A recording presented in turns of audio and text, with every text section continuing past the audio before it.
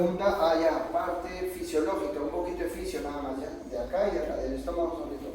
Parte de fisiología y con esto pasamos a la patología. Muy bien, vamos a ver fisiología por acá.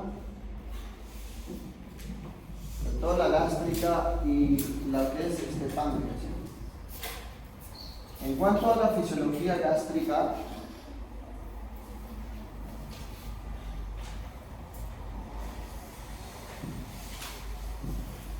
existe la llamada barrera antiácida, porque el problema en el estómago ya es su acidez.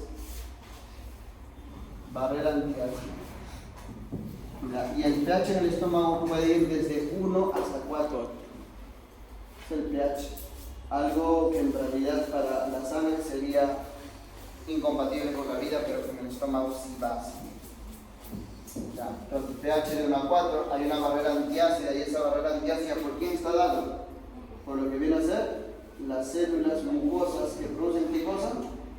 Moco, bastante moco. Entonces, uno es la capa de moco. Primer componente. ¿Cuál es el segundo componente de la barrera antiácida? Desde acá. El flujo sanguíneo. Tiene que haber buen flujo de sanguíneo arterial. ¿Para qué? Para poder secretar bicarbonatos, para poder captar ácidos y no concentrarlo en el estómago. Entonces, el flujo sanguíneo. ¿Cuál es el otro? La secreción de prostaglandinas. Bueno, las prostaglandinas, eso tiene que ser. Las prostaglandinas que ayudan a secretar más ¿qué cosa? ¿Qué cosa secreta la prostaglandina? Moco por una parte y por otra parte bicarbonato. Entonces, la barrera antiácido está formado por, tienes ahí, moco. Uno es el moco. 2, prostaglandinas. Sobre todo la E2, la llamada citoprotectora. ¿Y qué más? Bicarbonato. Bicarbonato. Y ahí tienes el flujo sanguíneo y el bicarbonato. Y el bicarbonato.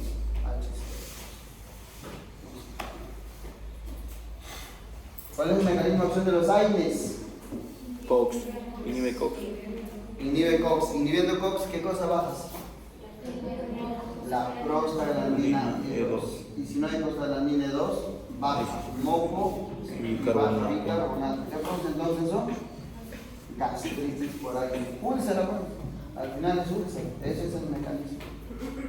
Muy bien. Aquí vas a tener 3 mecanismos fundamentales para la secreción del estómago.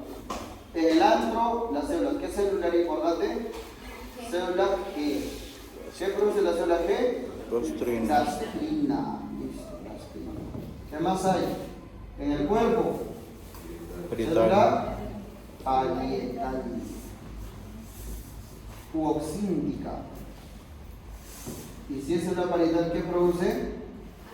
En realidad secreta ácido, secreta cloro y también factor intrínseco de gastro. Y aquí mismo en esta célula, en este cuerpo, estamos en el cuerpo, está esta célula, ¿cómo se llama? Célula enteroendocrina. Enteroendocrina o enterocromafina. Y esta célula enteroendocrina, ¿qué forma? Histamina. Muy bien, entonces esto va formando una histamina.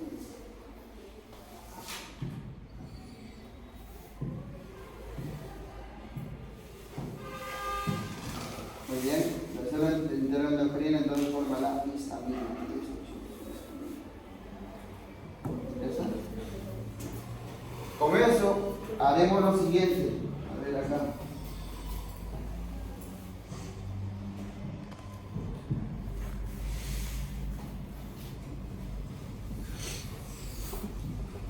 A ver, acá tienen la célula G. Acá tienen la célula parietal.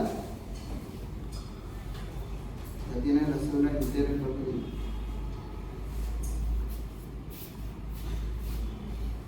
Y por acá tienes al vago viniendo.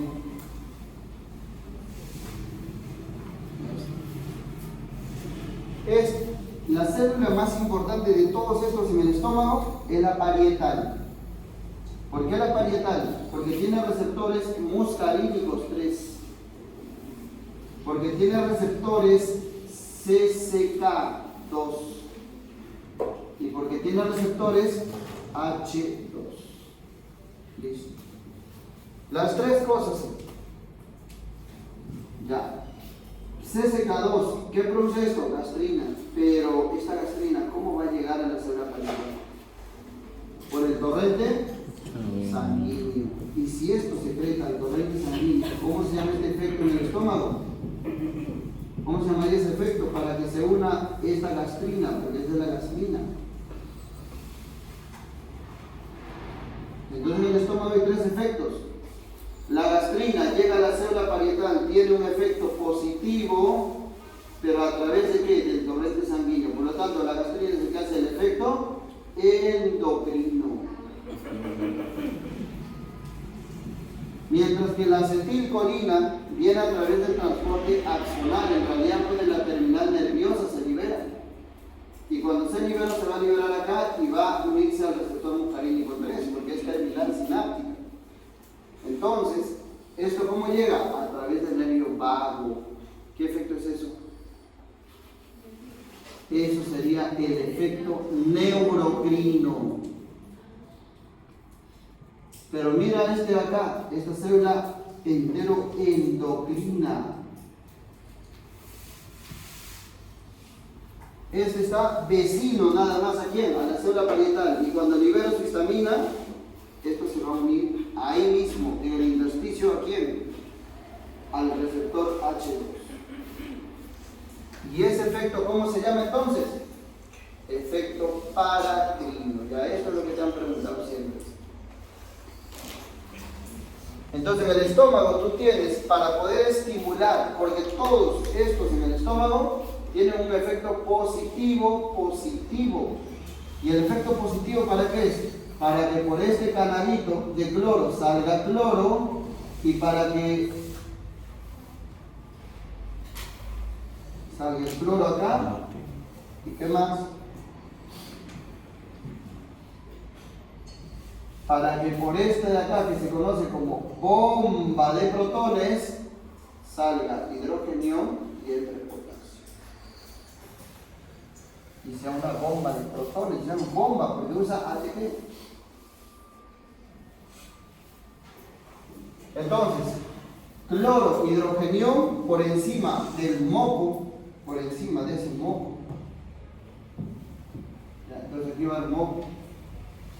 ¿Reacciona en qué forma? Ahí recién se forma el ácido clorhídrico, que es el ácido fuerte que le da el pH al estómago. Todos estos al final se unen a esta célula parietal para darle un efecto positivo y para poder aumentar dentro de esta célula dos cosas. ¿Qué aumenta dentro de la célula? Todo esto de acá. Aumenta el AMP cíclico y aumentan el IP3 inositol trifosfato, que indirectamente es esto, es decir, calcio.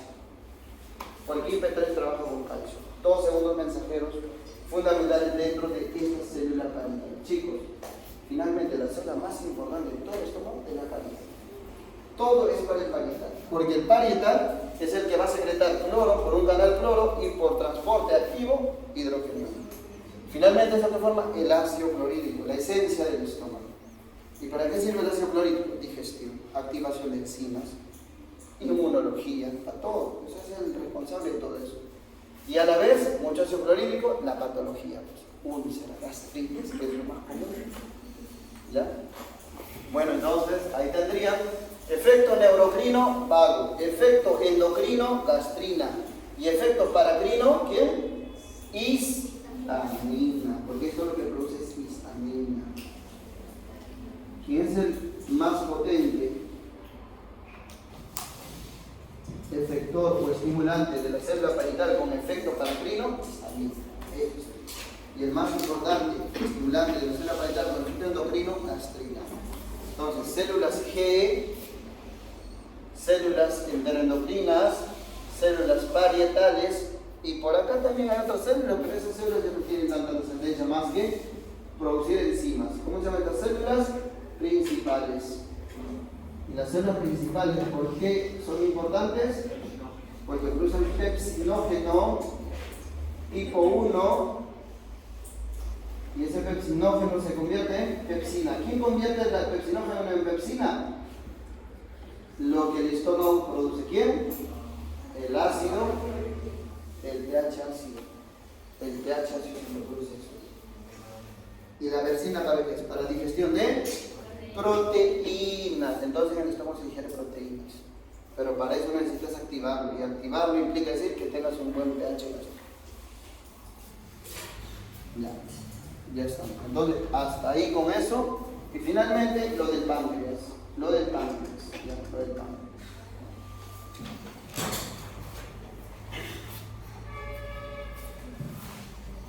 Veamos acá páncreas. Páncreas.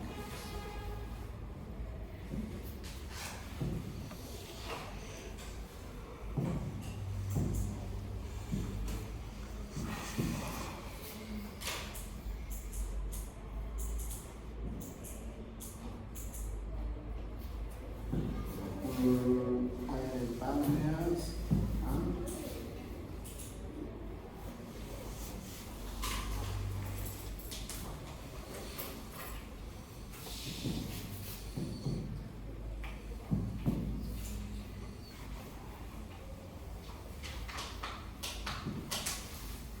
Ya, ahí estamos con el páncreas.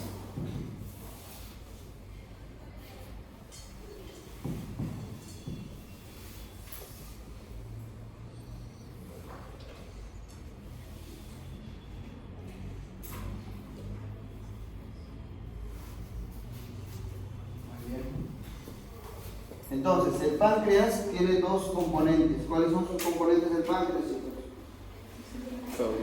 Tiene un componente endocrino y exocrino. Endocrino y exocrino. La parte para nuestro tema, ¿qué es? ¿Endocrino o exocrino? Exocrino, porque de esto que se llama islotes de Langerhans se secreta ¿qué cosa? De las células alfa, glucagón, y de las células beta, insulina. Ese es un efecto endocrino, que para el tema no va. Pero que es una complicación de las pancreatitis crónicas, sí. Hacer diabetes, lesionar el parénquima y producir eso. Sí. Pero la pregunta es, ¿y en la parte exocrina qué implica? Ah, el acino. Esto sí va para nuestro tema. ¿Ya? Y obviamente, el tema más preguntado en todos los exámenes nacionales en gastroenterología, ¿cuál es? ¿Ya lo saben o no? No, ¿cuál es? Pancreatitis. Por encima de úlceras, de acalasia. Yo les digo, el día que ustedes vayan a dar un examen nacional, no se lo queden queriendo aprenderse, no sé, Crohn o síndrome de intestino irritable.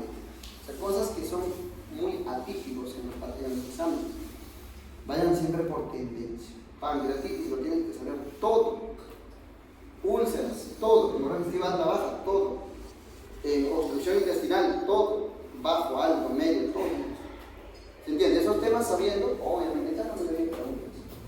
Para eso es estudiar con tendencia, con prioridad, y cosas que así tu tiempo lo efectivices, ¿no? O sea, para que le alcance el tiempo de estudio. Bueno, eso al menos son lo que viene bastante en los exámenes de salud, bastante temas. Porque en realidad si te entra mucho más ya, hay ciertos temas más, así como que un poco se ve, pero de salud de la entra lo común. ¿Ya, chicos? Muy bien, entonces veamos acá la parte de acino. Y otra vez el vago. El vago está en todas. Porque el vago viene al páncreas y llega también de nuevo el vago. Ahí está el décimo par craneal. ¿Y qué hace el décimo par craneal? Así como en el estómago. Este vago va a ir a inervar tanto al acino como al ductus. Aquí el detalle es acino-ductus. Ya, son dos cosas. Acino, aquí tienes el ductus y acá tienes el acino. El acino, por ser acino, ¿qué produce? Enzima. Y el ductus, por ser ductus, en cualquier parte del cuerpo humano, un ductus, básicamente secreción, reabsorción, secreción, reabsorción. ¿Y eso qué es? Electrolitos. Es electrolito sobre todo. Y si este es ductus, ya, acá es básicamente ¿qué cosa? Bicarbonato. Es bicarbonato. todo para producir bicarbonato, HCO3. Listo. Entonces, ¿cuál es la esencia del jugo pancreático? ¿Producir qué cosa?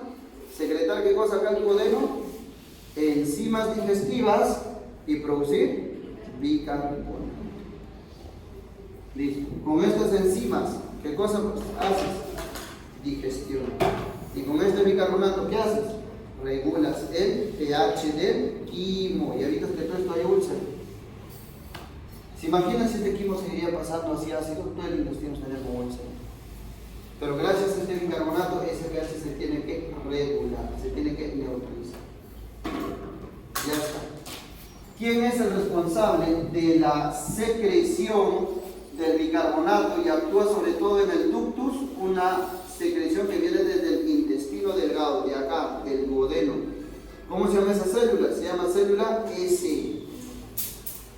¿Y qué produce la célula S? Lo que produce es secretina. La secretina viene de la célula S del duodeno y ¿qué hace? Estimula aquí al ductus para que produzca ¿qué cosa? Bicarbonato y eso salga al intestino. Y por otra parte tienes acá mismo, pero esto ya para lo que es el acino, y esto viene a ser la llamada célula I del duodeno. ¿Qué produce la célula I del duodeno? Colecistoquinina. ¿Y qué hace esa colecistoquinina? Lo que va a hacer es fundamentalmente acá estimular al acino. Estimula el acino y con eso el acino ¿qué produce? Enzimas. Conclusión, el jugo pancreático tiene enzimas y bicarbonato. Estas enzimas, normalmente en el páncreas, las enzimas son proenzimas cuando se secretan. Entonces, estas enzimas son proenzimas y normalmente deberían activarse ¿dónde? En el duodeno, no en el páncreas. Entonces, proenzimas, ¿por qué? Porque su activación es intestinal. Es intestinal. Si estos se activan en el páncreas, ¿cómo se llama eso? Pancreatitis aguda. ¿Qué es la pancreatitis aguda? Que estas enzimas se activan dentro del mismo páncreas, o sea, una autodigestión del páncreas. Porque estas enzimas es para degradar de lo que está hecho el páncreas, de proteínas, lípidos, carbohidratos, para eso. Y si se activa ya fue. Eso se llama pancreatitis. Muy bien, pero el vago, como le digo, lo es todo. ¿Por qué? Porque el vago activa tanto al acino como al ductus. O sea, el vago, ¿qué hace? Conclusión, su efecto, aumenta la secreción enzimática y aumenta la secreción de bicarbonato. El vago es para ambos. En cambio, solo al ductus o más al ductus, células S. Más a lo que es acino, colecistoquinina. Pero recuerden que la colecistoquinina también va a tener un efecto ¿dónde? En esa bolsa.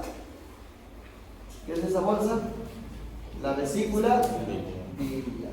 ¿Qué hace con la bolsa? La colecistoquinina es el principal estimulante para la secreción biliar. Eso es. Ya está. Bueno, vamos a pasar a hacer, pancreatitis un poquito. Pancreatitis y hemorragia.